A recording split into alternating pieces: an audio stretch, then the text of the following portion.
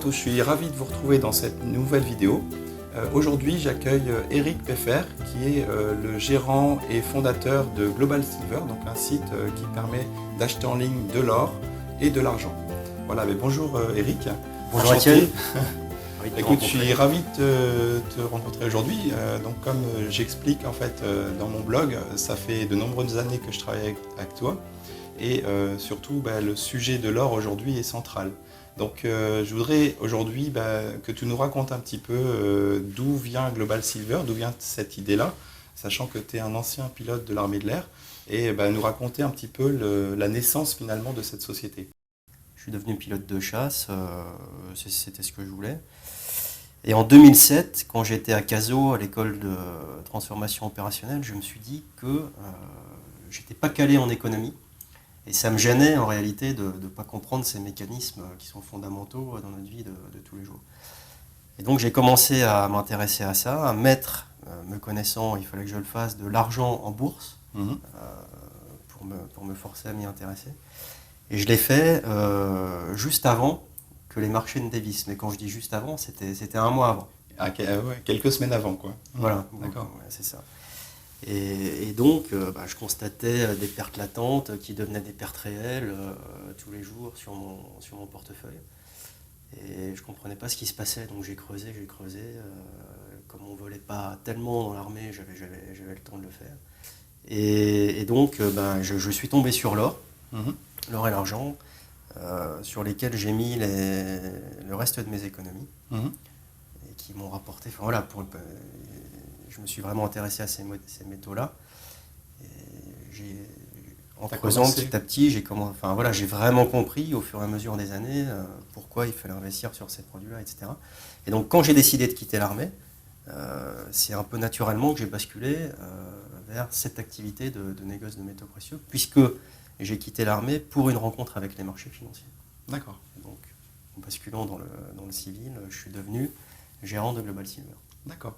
Et justement, qu'est-ce que fait Global Silver exactement? Explique-nous un peu ça.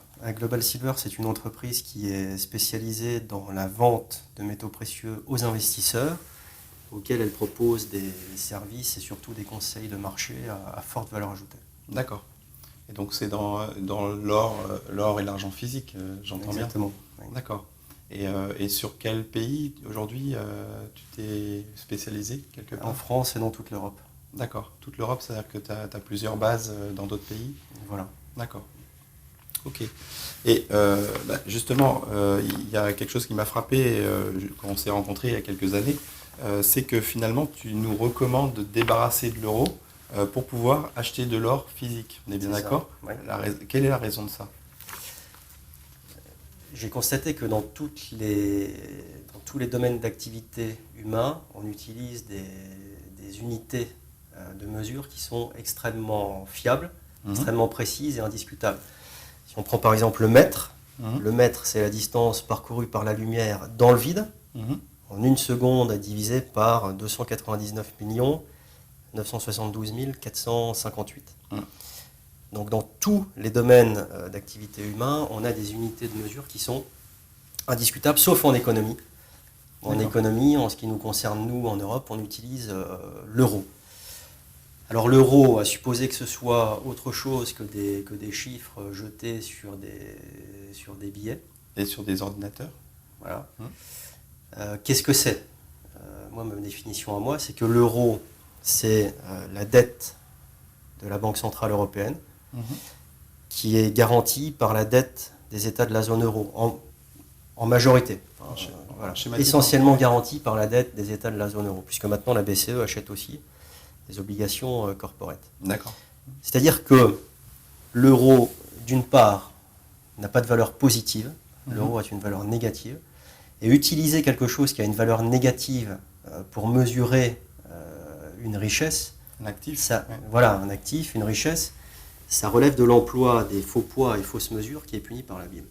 D'accord. Deuxièmement, l'euro c'est une promesse, de quoi on ne sait pas très bien, sinon de payer perpétuellement une autre promesse sans jamais éteindre la dette. Par contre, ce qu'on sait très bien, c'est qui l'a fait. Donc c'est une promesse faite par les irresponsables notoires qu'on connaît tous maintenant très bien, qui sont au pouvoir. Voilà. Et dans leur... dans la mesure, excuse-moi Étienne, où il n'y a pas de limite à la malhonnêteté d'un homme politique, non pas dans un étalon or, mais dans un système de monnaie fiduciaire, il n'y aura pas non plus de limite aux dégâts qui seront cataclysmiques, qui seront causés par cette coercition, c'est-à-dire par le fait que les gouvernements nous imposent d'accepter leurs promesses en échange des biens qu'on fabrique ou des services qu'on rend. D'accord, donc finalement ils nous prennent notre temps, ils nous prennent la valeur ajoutée qu'on apporte contre une promesse qui n'a aucune valeur. C'est ça, ils nous obligent, par les lois qui donnent cours légal à leurs promesses, ils nous obligent à accepter ces promesses en échange des biens et services qu'on fabrique ou qu'on rend. Et ça a des conséquences qui sont très palpables, même si le fait qu'on intercale l'euro, les promesses du gouvernement entre notre travail et l'or, permet de les masquer. Tu vois, les gens ont l'impression que leur pouvoir d'achat n'arrête pas de baisser. Mais pour autant, quand ils regardent les chiffres, l'INSEE leur explique que non, leur pouvoir d'achat a augmenté de tant de pourcents ou tant de points l'année dernière. Sauf que quand on mesure les salaires en or, on se rend compte, la même chose. Depuis la création de l'euro, que les salaires exprimés en or n'arrêtent pas de baisser. D'accord. Et voilà pourquoi. Voilà pourquoi les gens ont l'impression de perdre du pouvoir d'achat. C'est qu'en fait, ils le ressentent au fond d'eux, qu'ils perdent du pouvoir d'achat, qu'ils perdent de la marge de manœuvre à l'échelle individuelle. Et ils ont cette impression qui est très certainement réelle, mais les chiffres de l'INSEE, qui sont, comme on le sait, un petit peu, calculés comme on le veut, leur dit que c'est pas vrai, quoi. Voilà. Si on te payait en or, si tu étais payé en or tous les mois ou toutes les semaines, tu verrais très clairement, tiens, mince, la semaine dernière ou le mois dernier, j'ai gagné 10 pièces d'or. Cette semaine ou ce mois-ci, j'en ai plus que 8. Ça te sauterait aux yeux que ton pouvoir d'achat diminue. Puisque, en économie, la mesure indiscutable de la richesse, du pouvoir d'achat, etc., de la valeur, c'est de la même manière qu'on utilise le mètre quand on veut mesurer une longueur. En économie, on utilise un certain poids d'or d'une certaine pureté, et certainement pas les promesses de François Hollande. Mais donc, si tu voyais, le mois dernier, j'ai gagné 10 pièces, et ce mois-ci, j'en ai que 8, tu verrais tout de suite qu'il y a un problème. Sauf que, alors, c'est ce qui se passe, puisque tu pourras peut-être insérer un graphique à la vidéo. Tout à fait. On verra que les salaires libellés en or n'arrêtent pas de baisser, mais comme on intercale l'euro entre les deux, finalement, on donne l'impression aux gens qu'ils gagnent plus d'argent. Tout simplement. Et donc, finalement, ce que tu es en train de dire, c'est que l'inflation, c'est-à-dire la dévaluation de la monnaie, est en train de masquer finalement cet effet. Tout à fait. Et cet effet, lorsqu'on revient aux fondamentaux, lorsqu'on revient à une unité de mesure qui est saine, c'est-à-dire à l'or et à l'argent, ça saute aux yeux. C'est-à-dire qu'on voit tout de suite ce qui se passe. D'accord. Et d'ailleurs, il y a un autre, on peut prendre un autre exemple qui est très frappant, c'est celui de la retraite, par exemple. Imaginons qu'on ne soit pas dans le système de retraite par répartition, le système français, mais qu'on capitalise tous les mois. Alors on peut le faire de deux manières. La première en mettant des promesses de côté et des euros tous les mois. Donc, et la deuxième en achetant en banque, dans l'assurance vie, dans ce genre de choses. Peu importe. D'accord. Donc on peut supposer par exemple que pendant les 40 ans d'une vie professionnelle, que tu épargnes tous les mois un certain nombre d'euros, mettons une somme S. Donc en fait en 40 ans il y a 480 mois. Tu vas épargner 480 S.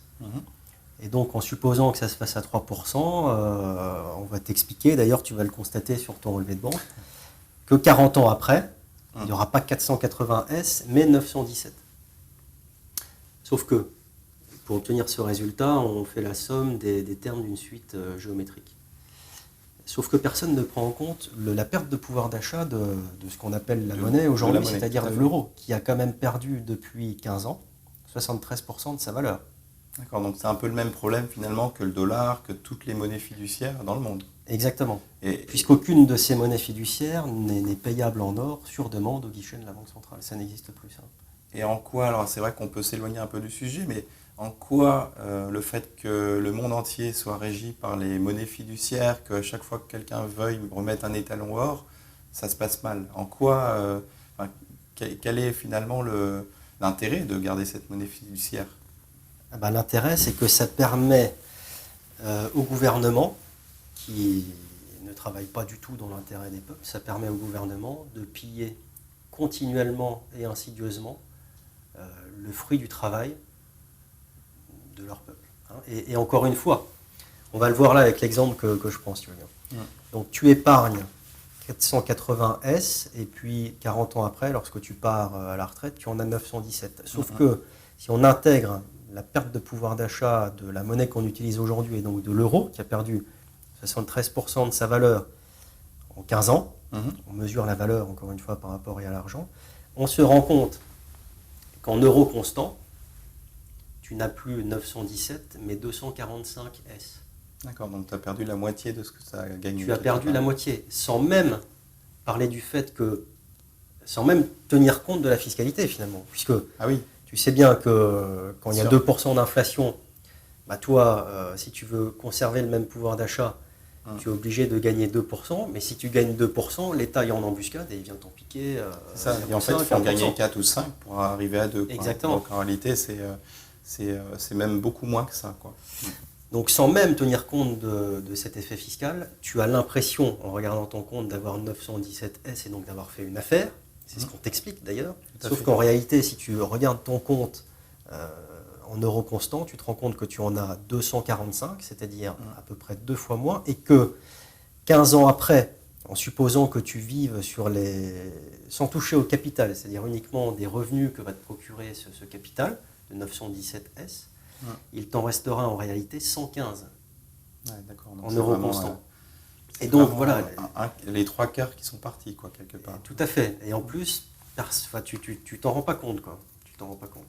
Mais c'est la réalité. Et lorsqu'on mesure, lorsqu'on utilise une unité de mesure qui est saine, qui est autre chose que les promesses de François Hollande ou du gouvernement, eh bien, on se retrouve face à la réalité et elle est cruelle. Voilà, c'est cette chose-là, ce pillage continu est quand même énorme de l'épargne des gens et des fruits de leur travail, est possible uniquement parce que on est dans un système de monnaie fiduciaire. Donc en fait, si je résume, c'est quelque chose qui se passe depuis des années, depuis que la Fed a été créée plus ou moins. Même dans l'Antiquité, où dès le moment où on a utilisé une monnaie fiduciaire, on a eu finalement une sorte de récupération de cet argent. Donc la Fed, la BCE concourent finalement à ça, mais moi ce que je voudrais savoir aujourd'hui, c'est concrètement quelles sont les conséquences pour quelqu'un aujourd'hui qui a un bon salaire, qui se dit tiens, je gagne 5, 10 000 euros ou même 4 000 euros, je vais avoir une retraite de 2 000, c'est pas si mal. Quelles sont les conséquences de ces gens qui vont finalement parier sur cette monnaie qui ne vaut pas grand-chose? Quelles sont les conséquences au niveau financier, au niveau social, plus tard, quoi, quelque part? Alors on peut voir les choses de 2 manières. Enfin, je vais te faire une réponse en 2 étapes. La première, c'est qu'en supposant que le système perdure, ce qui est hautement improbable, moi, mon avis, c'est que aussi certainement que le jour suit la nuit, l'euro va disparaître prochainement. Mais en supposant même que le système perdure, ces gens-là qui vont économiser toute leur vie les promesses du gouvernement avec lesquelles ils sont payés, c'est-à-dire les euros, vont se faire piller insidieusement, mais néanmoins sûrement et continuellement, jusqu'à ce qu'ils partent en retraite. Mais le vrai danger aujourd'hui, encore une fois, et peut-être que j'aurai l'occasion de t'expliquer tout à l'heure pourquoi, de te démontrer pourquoi ça va se passer comme ça, le vrai danger, c'est que le système s'effondre. Il va s'effondrer le jour où l'or ne sera plus convertible dans les promesses du gouvernement. Et à ce moment-là, toute l'épargne financière qui aura été accumulée, dans la mesure où elle repose uniquement sur des promesses d'irresponsables, eh bien, les hommes se rendront compte que les fruits de leur vie de travail, c'est-à-dire leur épargne et leur retraite, leur ont été volés par les banquiers centraux et par les planificateurs centraux. Donc tu nous parles d'or depuis tout à l'heure. C'est vrai qu'on est sur une partie assez technique finalement de ton métier. Moi, ce que j'aimerais bien voir avec toi, c'est j'ai souvent des clients qui me disent oui, c'est bien beau tout ça, je sais que ça existe, donc ils sont conscients de ce risque. Je sais qu'il y a des choses comme la loi Sapin, comme tout un tas de lois qui commencent à être de plus en plus liberticides, on appelle ça des lois scélérates, mais je vais quand même pas acheter de l'or 100, 200 000 euros, les enterrer dans mon jardin, c'est risqué. Enfin, qu'est-ce que tu leur réponds finalement à ces gens qui s'inquiètent de se dire je vais être pris pour un fou et en plus je vais avoir 100 ou 200 000 euros dans mon jardin? Mais le vrai risque aujourd'hui, c'est pas d'acheter de l'or. Acheter de l'or, c'est un acte de raison. Le vrai risque, c'est la perte de valeur en un claquement de doigts, la perte de valeur résiduelle des obligations d'État. C'est ça le risque. Ne rien faire, c'est être sûr de faire partie des victimes. Voilà. Donc après, acheter de l'or pour 100 000 ou 200 000 euros, c'est pas vraiment un problème, puisque vous n'êtes pas obligé, les personnes qui le font ne sont pas obligées de prendre livraison de l'or chez elles. D'accord. Elles peuvent très bien confier la garde de cet or à quelqu'un à qui elles font confiance. Par exemple, Global Silver s'occupe de stocker l'or dans les coffres, les chambres fortes d'une société de transport de fonds. D'accord. Tout ça, c'est réversible, c'est-à-dire que nos clients peuvent demander la livraison dans un premier temps de leurs produits pour ensuite nous les redonner en garde, et vice-versa. Nous demander de les garder et puis un jour nous demander de les leur expédier. Voilà. D'accord, mais c'est pas un peu risqué parce que souvent de fois on entend parler enfin, moi j'ai eu une cliente par exemple qui m'expliquait ce qui s'était passé en Argentine finalement en 2000. Et on voyait les banquiers descendre dans les salles des coffres et piller l'or qui était dans les coffres, quoi. Oui, moi je pense effectivement que ça va se passer comme ça. Bon, finalement, il y a 3 possibilités pour stocker. À la maison, Oui. dans la famille, enfin je veux dire chez soi, dans une société privée spécialisée dans le stockage de valeur, dans ces coffres, et à la banque. Aucune de ces solutions n'est parfaite, c'est-à-dire qu'il y a toujours un risque. Si vous stockez... Celui qui stocke à la maison, il prend le risque de se faire cambrioler, etc. Sachant que 1 kilo d'or, ça prend extrêmement peu de place. Ouais, donc c'est très facile à dissimuler. C'est très facile à dissimuler. Celui qui stocke en banque, il prend le risque maximum. Puisqu'effectivement, il pourrait se passer ce dont tu parles. Et celui qui stocke en chambre forte, il prend aussi un risque de contrepartie, puisque les chambres fortes ne permettent pas aux particuliers, en tout cas celles avec lesquelles on travaille, ne permettent pas aux particuliers d'accéder directement à leurs locaux, parce que ça crée des failles de sécurité. Et donc finalement, il y a un intermédiaire qui est ma société, entre les clients qui choisissent cette option et leur or. D'accord. Ça représente également un risque. Là où moi j'apporte des garanties, c'est par mon cursus. Je suis un ingénieur, j'ai un master 2 de finance, j'étais donc pilote de chasse, comme tu l'as dit, et officier de carrière, c'est-à-dire que je viens finalement d'un milieu dans lequel il y a nettement moins d'escrocs qu'ailleurs. Voilà. Et quelque part, comment généralement tes clients te contactent en fait? Parce que c'est quelque chose, moi j'en parle très souvent avec des clients, c'est un monde un peu fermé, c'est un petit peu comme le monde des diamantaires ou des bijoutiers, donc parler d'or, c'est pas évident. Comment les clients viennent à toi en fait? Il y a différentes portes d'entrée, soit le site web, soit un conseiller en gestion de patrimoine. D'accord. En général, c'est ça. Soit le bouche à oreille. D'accord. Voilà les 3 principales voies, les 3 principaux canaux par lesquels les clients arrivent chez moi, sur mon site web. D'accord. Donc s'ils veulent commander de l'or en fait physique, quelque part ils vont sur ton site web, mais finalement il y a un choix. Alors tu as fait le choix. Et ça, j'aime beaucoup, parce qu'on en a parlé très souvent. Tu as fait le choix de prendre que des pièces neuves, donc d'investissement, et non pas des Napoléon ou des pièces de collection, parce qu'on peut avoir aussi tout type de pièces. Pourquoi ce choix? Rappelle-nous les... Alors il y a différentes raisons à ça. La première, c'est que revendre des produits qui n'ont jamais circulé, c'est plus facile. La deuxième, c'est que la fiscalité d'un produit à l'autre n'est pas la même.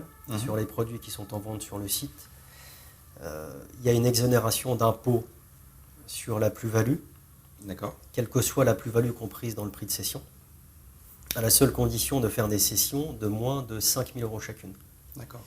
C'est-à-dire que si un vendeur trouve, par exemple, 10 acheteurs différents dans la journée et cède à chacun juste un peu moins de 5 000 €, mettons que ça fasse une cession de 50 000 au total, D'accord. qui se retrouve complètement exonéré sur la plus-value comprise dans ces 50 000 euros de transaction. Ce qui n'est pas le cas pour un Napoléon, par exemple. Ce qui n'est pas le cas pour un Napoléon. Et en plus de ça, donc il y a une exonération pour les pièces que je vends, d'impôt sur la plus-value, mais en plus, une absence de déclaration à déposer.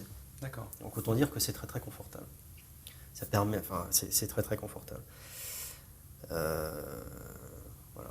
Et quelque part, moi, on me pose aussi souvent la question que je trouve assez originale, de me dire, voilà, on investit dans l'or, mais fiscalement, comment ça se passe? En réalité, moi, ma question, enfin, la question se pose même pas, c'est que si le système s'effondre, ça veut dire tout simplement que l'or, qui est quelque chose qui est utilisé depuis 6000 ans, est finalement la monnaie la plus naturelle qui puisse s'échanger depuis des siècles, depuis 60 siècles. C'est-à-dire que les hommes ont choisi eux-mêmes la monnaie qu'ils voulaient utiliser. Avant, les transactions, c'était du troc. Si tu avais un surplus de pommes et que tu voulais des oranges, il fallait que tu trouves quelqu'un qui avait un surplus d'oranges qui voulait des pommes en contrepartie au même moment et à peu près pour la même quantité. Les transactions avaient extrêmement peu de chances de se faire. Les hommes se sont rendus compte qu'en passant par une transaction intermédiaire qui faisait intervenir un bien plus universellement accepté à la fois que les pommes et que les oranges, ils arrivaient l'un comme l'autre plus facilement à leur but. Et donc il y a des biens plus universellement acceptés que les autres qui sont apparus, qui ont émergé, toute une série de biens, et il y en a un par définition plus universellement accepté que tous les autres, il en existe un, qui est apparu et c'est l'or. D'accord. Donc le processus de sélection de la monnaie a déjà été fait. Et il est aujourd'hui, en tout cas pour quelques siècles, irréversible parce que les stocks d'or rapportés à la production annuelle sont tellement importants, on l'a dit tout à l'heure, 80 ans, alors que pour toutes les autres matières premières, c'est moins d'un an, que le pouvoir d'achat de l'or et de l'argent en termes de biens et services est extrêmement stable. C'est-à-dire qu'une variation même importante, 10%, 20% de la production annuelle, n'aura aucune espèce d'influence sur le pouvoir d'achat de ces monnaies-là. Et c'est ça qui en fait les monnaies par excellence. Le fruit d'un long processus qui a duré 5000 ans, alors que l'euro est juste le fruit de la contrainte. Donc le jour où l'euro disparaîtra, c'est tout naturellement que l'or et l'argent, et rien d'autre, retrouveront le rôle que les hommes leur ont confié, c'est-à-dire le rôle de monnaie. D'accord. Et justement, là on parle beaucoup d'or quelque part, mais il y a aussi de l'argent. Et souvent de fois on me dit oui, j'aimerais bien aussi prendre de l'argent, mais quelle quantité finalement d'argent? Quelle est ta vision sur l'argent et pourquoi il faut en avoir? Et est-ce que c'est pas plus volatile? C'est la question. Ah si, mais encore une fois, quand on mesure le prix de l'or ou de l'argent en euros, l'argent est plus volatile, mais il n'y a aucune correspondance naturelle entre l'or et l'argent qui sont le fruit de l'histoire des hommes et des promesses d'irresponsables. Aucune. Donc la notion de cours de l'or, c'est un contresens, comme l'est la notion de cours de l'argent.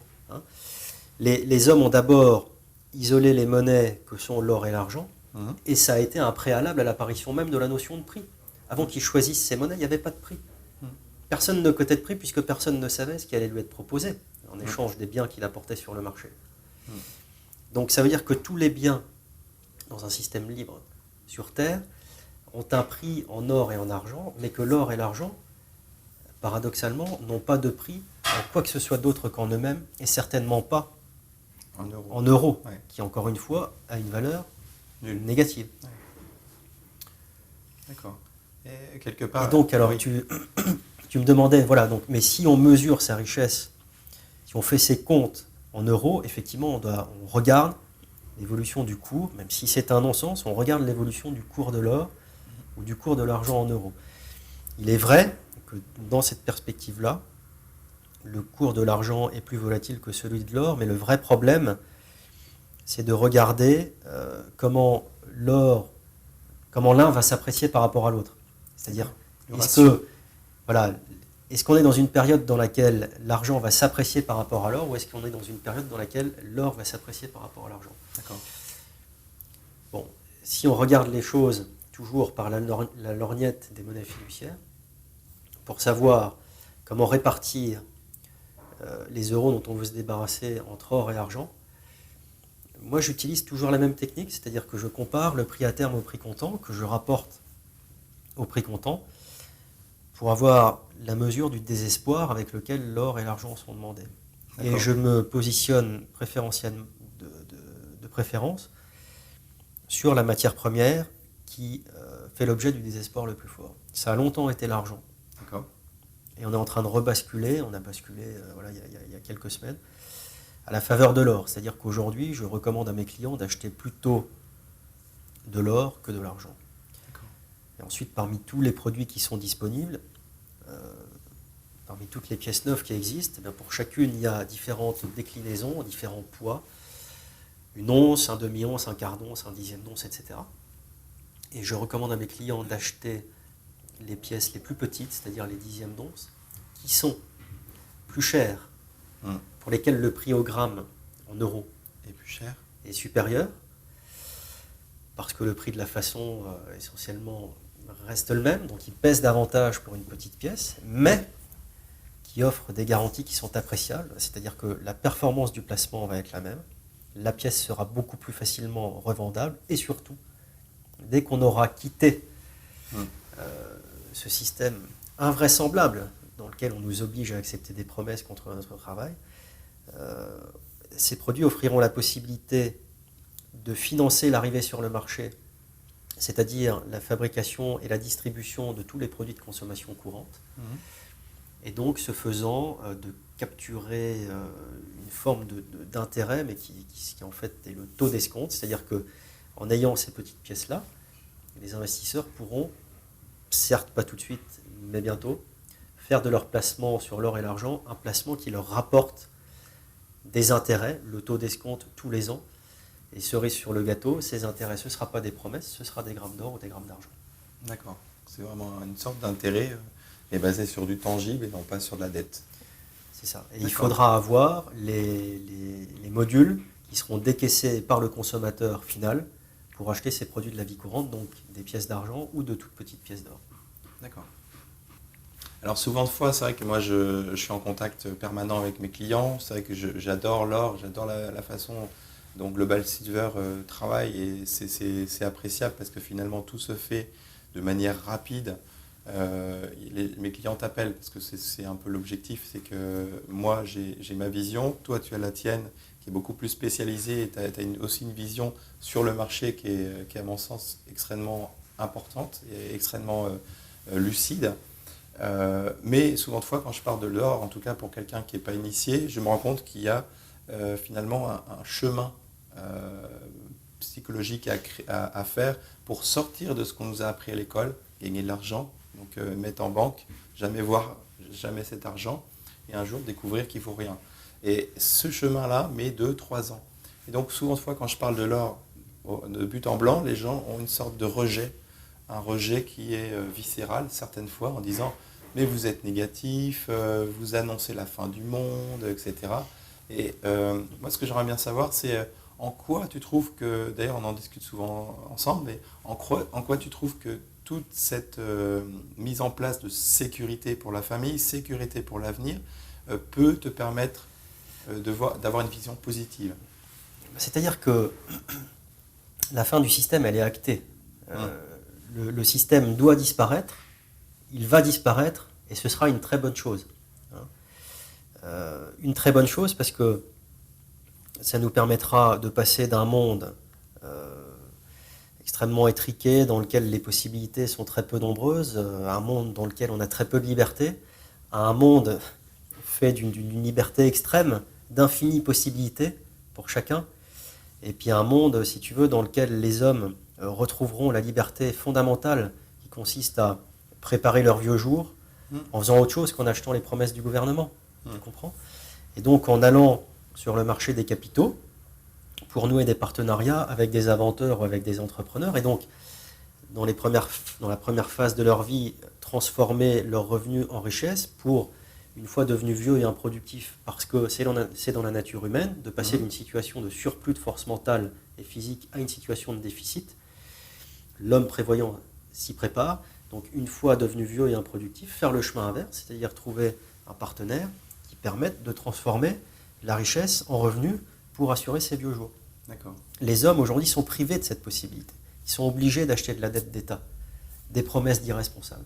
Demain, ils retrouveront cette possibilité de préparer leurs vieux jours, de les vivre de manière heureuse, sans que les fruits de leur travail aient été siphonnés dans l'intervalle par des gens dont on se demande à quoi ils servent.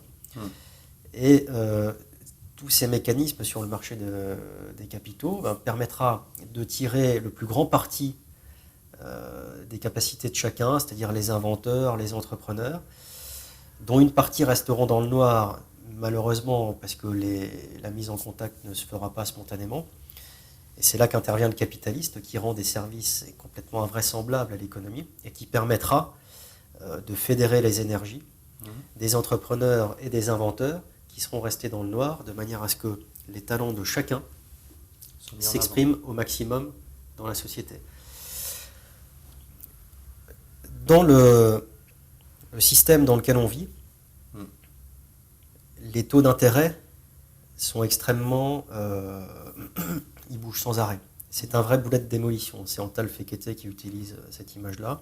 Lorsque les taux augmentent, on détruit tout un pan de l'économie, et lorsqu'ils diminuent, comme c'est le cas aujourd'hui, le prix de liquidation anticipée de la dette augmente et les entreprises meurent de mort subite. D'accord.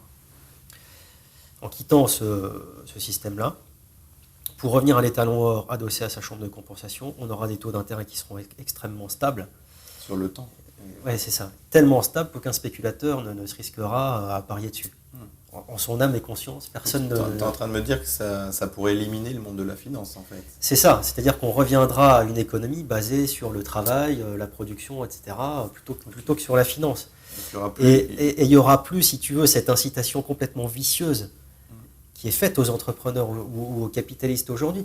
Imagine-toi que si tu as du capital, tu peux faire deux choses. L'investir dans une entreprise et aller gagner 3% par an au prix de beaucoup de problèmes avec les salariés, avec l'État, avec l'administration, l'URSSAF, etc.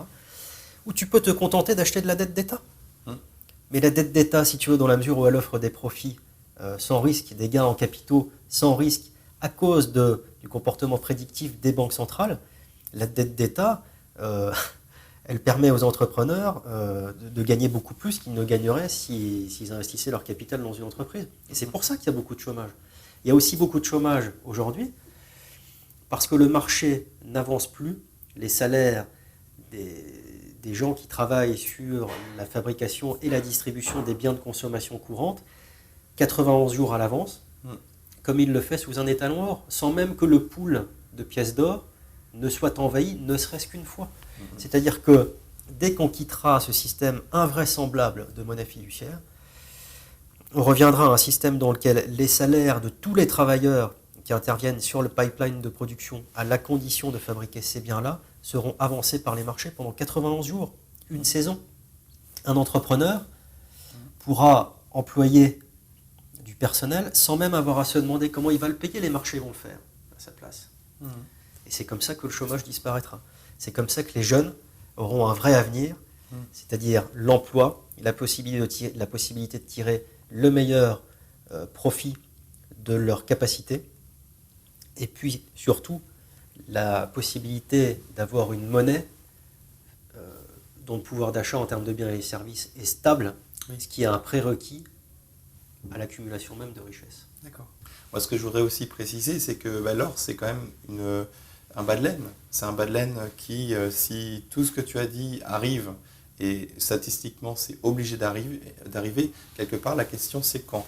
Et souvent de fois les clients me disent oui mais si jamais vous avez tort, si l'or redescend, etc.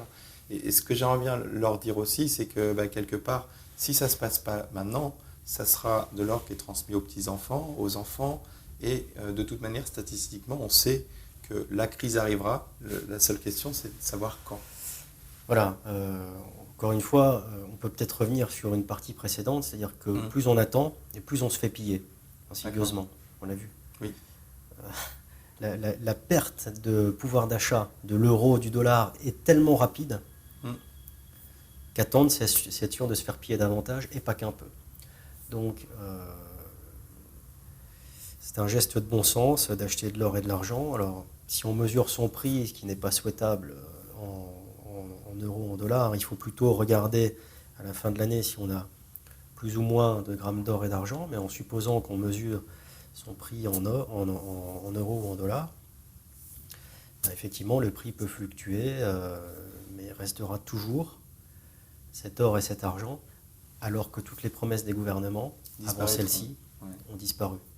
Alors même que celles-ci sont sur le point, on l'a vu, en regardant, on s'en rend compte en comparant le prix à terme au prix comptant, alors même que celles-ci sont sur le point de connaître le même sort, c'est-à-dire de disparaître dans un effondrement cataclysmique du système de monnaie fiduciaire. C'est-à-dire que, encore une fois, on en revient à la chute de l'Empire romain. L'Empire romain s'est effondré parce que, à l'époque, les gens utilisaient des petites pièces d'argent qui s'appelaient les denarius, et le souverain avait dévalué ces pièces-là parce qu'il pensait que les hommes accordaient davantage d'importance à ce que l'argent était supposé être, c'est-à-dire un extincteur irrévocable de dette, qu'est-ce qu'il était devenu, c'est-à-dire un alliage de métaux vils. C'est exactement la même chose aujourd'hui. Et donc le système va s'effondrer pour les mêmes raisons. La chance qu'on a, c'est d'avoir le marché à terme qui nous permet de voir le coup venir. C'est qu'en fait, on a un coup d'avance, on sait ce qui va arriver, donc finalement, on va être plus serein dans cette phase-là. C'est-à-dire que si jamais il y a un souci, on est préparé. En tout cas, aujourd'hui, tu as quand même pas mal de clients qui sont conscients de ça. J'ai l'impression qu'il y a plus de clients anglo-saxons et allemands qui sont au courant de tout ça, et beaucoup moins en France. C'est un peu le cas, non? Alors, oui, ça c'est une certitude. Une manière de faire comprendre ça aux gens très, très simplement, ce serait peut-être de leur dire qu'ils ne supportent plus les hommes politiques qui sont au pouvoir depuis 1971. En particulier, ils ne supportent plus François Hollande. Mais par contre, ils ne savent pas qu'ils sont payés tous les mois en promesses faites par ces hommes-là. Et donc les gens ne supportent plus tous ceux qui sont au pouvoir. Il est temps qu'ils se rendent compte qu'ils sont payés uniquement avec les promesses de ces hommes-là.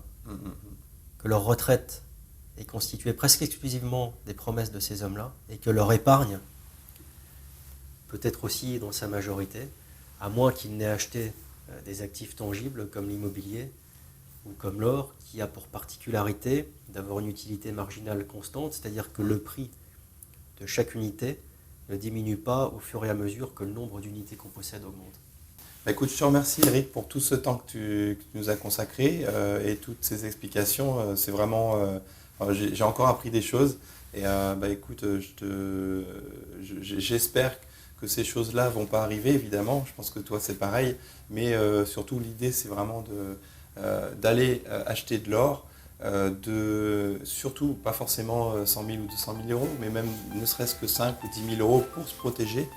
Et après, l'idée, c'est vraiment de comprendre l'intérêt de sortir de ces monnaies fiduciaires, de sortir du monde financier aussi, qui est un petit peu, je dirais pas malsain, mais en tout cas, c'est un peu un monde un peu opaque. Voilà. Et donc, écoute, je te remercie pour le temps que tu nous as accordé. Et puis, je vous dis à très bientôt dans une prochaine vidéo. Et puis, bonne journée à vous. Au revoir.